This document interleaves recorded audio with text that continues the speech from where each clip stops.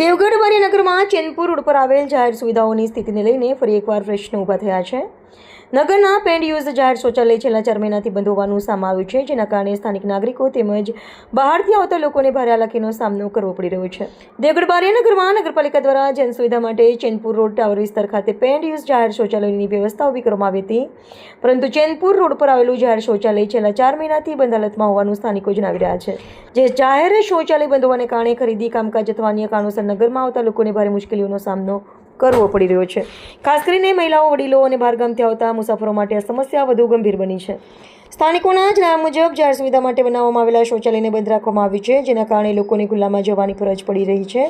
કેટલાક શૌચાલયો પણ યોગ્ય જાળવણીના અભાવે ગંદકી અને દુર્ગંધનું કેન્દ્ર બન્યા હોવાના આક્ષેપો થઈ રહ્યા છે.